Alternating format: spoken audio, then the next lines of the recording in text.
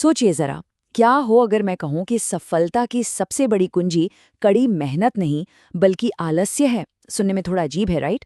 आज हम इसी आलसी जनरल की रणनीति को डिकोड करने वाले हैं और हो सकता है कि ये आपके काम करने के नजरिए को हमेशा के लिए बदल दे। हम सबको बचपन से यही सिखाया गया है ना कि दिन में 14 घंटे घिसो और कामयाबी आपके कदम चूमेगी। पर क्या सच में ऐसा है? कभी कभी ऐसा नहीं लगता कि हम बस एक बहुत बड़ी कॉम्प्लेक्स मशीन के छोटे से पुर्जे हैं और ये जो कड़ी मेहनत है ये हमें आगे बढ़ा भी रही है या बस उसी पहिए में गोल गोल घुमा रही है? तो आज का हमारा सफर इन 5 पड़ावों से होकर गुजरेगा। सबसे पहले हम कड़ी मेहनत के मिथक की परतें उधेड़ेंगे। फिर एक जर्मन जनरल की सदियों पुरानी कमाल की रणनीति को समझेंगे। इसके बाद हम देखेंगे कि कैसे किसी की सबसे बड़ी ताकत ही सबसे बड़ी कमजोरी बन जाती है। और आखिर में ये फैसला करेंगे कि कॉर्पोरेट की दुनिया में ग्लैडिएटर बनना है या राजा।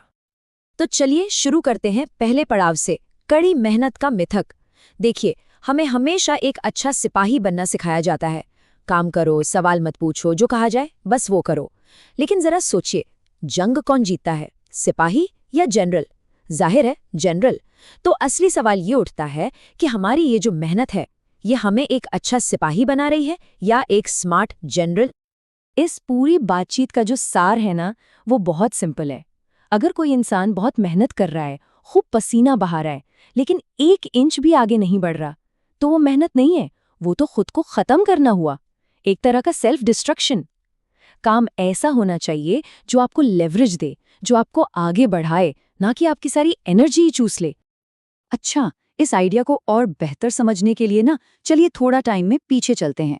और ये कोई नया फैंसी लाइफ हैक नहीं है जो आजकल चल रहा है। ये तो सीधा 19वीं सदी के बैटलफील्ड से निकला हुआ एक मिलिट्री सीक्रेट है जो आज भी बिल्कुल उतना ही काम का है। तो मिलवाते हैं आपको जनरल हेलमुट वॉन मोल्टके से। ये साहब अपनी पूरी आर्मी को बस 2 चीजों पे जज करते थे। एक, कौन कितना स्मार्ट है या स्टूपिड। और दूसरा, और ये ज्यादा मजेदार है, कौन कितना लेजी है या हार्डवर्किंग। और उन्होंने जो नतीजा निकाला ना, वो सच में दिमाग हिला देगा। तो अब आता है सबसे चौंकाने वाला पार्ट। मोल्टके का मानना था कि सबसे बेस्ट लीडर्स कौन होते हैं? आलसी और होशियार लोग। क्यों भाई? क्योंकि एक आलसी लेकिन स्मार्ट बंदा, वो हमेशा काम को करने का सबसे आसान, सबसे तेज, सबसे एफिशिएंट तरीका निकालेगा। उसका आलस ही उसकी सबसे बड़ी ताकत बन जाता है। वो फालतू चीजों में अपनी एनर्जी वेस्ट ही नहीं करेगा। लेकिन सबसे खतरनाक कौन? मेहनती और बेवकूफ। मोल्टके तो कहते थे कि ऐसे बंदे को देखते ही आर्मी से बाहर फेंक दो। क्यों? क्योंकि ये लोग गलत दिशा में भी पूरी जान लगाकर दौड़ेंगे और सबको ले डूबेंगे।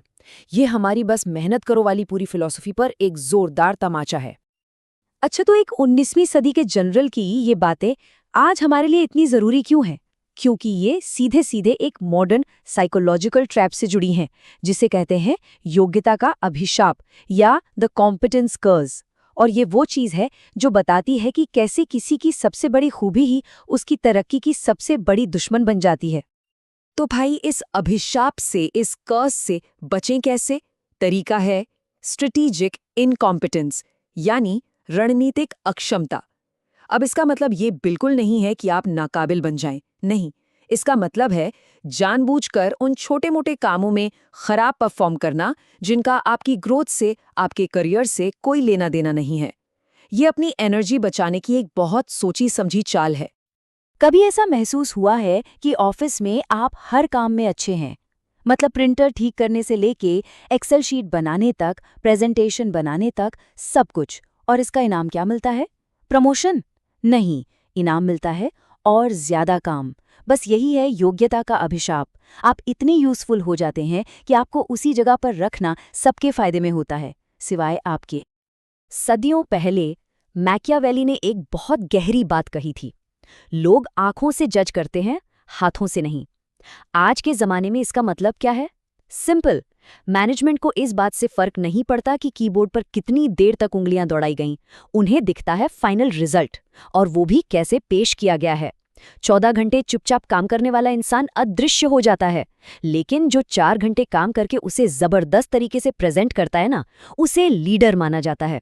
तो खेल मेहनत का है ही नहीं, खेल तो परसेप्शन का है, धारणा का है। तो चलिए अब इन सारे आइडियाज को उठाते हैं और आज के बैटलफील्ड में यानी हमारे कॉर्पोरेट ऑफिस में इसे अप्लाई करके देखते हैं, क्योंकि ये सिर्फ थ्योरी नहीं है बॉस, ये वो गेम है जो रोज हमारे आसपास खेला जा रहा है। राहुल और विक्की की इस कहानी को देखते हैं। राहुल वो एक परफेक्ट सिपाही है, मेहनती, ईमानदार, टाइम पर आता जाता है और पूरी तरह से इनविजिबल, अदृश्य। और विक्की विक्की एक जनरल की तरह सोचता है।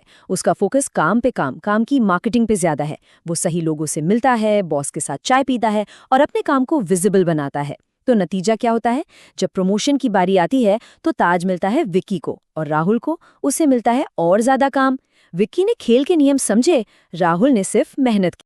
तो ये सब समझने के बाद अब हम एक चौराहे पर खड़े हैं और ये सिर्फ नौकरी की बात नहीं है, ये इस बारे में है कि हम अपनी जिंदगी में कौन सा रोल चुनना चाहते हैं। तो एक सिपाही की सोच से निकलकर जनरल की सोच में कैसे आएं? 3 सिंपल स्टेप्स हैं। पहला, छोटे मोटे बेकार के कामों के लिए हाथ उठाना बंद कर दीजिए। दूसरा, रणनीतिक अक्षमता को अपनाइए, उन कामों में खराब बनिए जो आपको आगे नहीं ले जाते। और तीसरा, जो सबसे ज्यादा जरूरी है, अपनी सारी की सारी एनर्जी उन बड़े प्रोजेक्ट्स पर झोंक दीजिए जो सबको दिखते हैं, जिनका इम्पैक्ट बड़ा होता है। याद रखिए, अच्छा काम करना जरूरी है, पर उस काम को सही लोगों को दिखाना उससे भी कहीं ज्यादा जरूरी है। तो आखिर में चुनाव हमारा अपना है। क्या हमें वो ग्लैडिएटर बनना है जो अखाड़े में लड़ता है, पसीना बहाता है, लेकिन उसकी किस्मत का फैसला राजा के एक इशारे पर होता है? या फिर हमें वो राजा बनना है जो ये तय करता है कि लड़ाई कौन सी होगी और कब होगी? ये सिर्फ hard work versus smart work की बहस नहीं है। ये अपनी जिंदगी का कंट्रोल, अपनी कहानी की कमान अपने हाथों में लेने का सवाल है।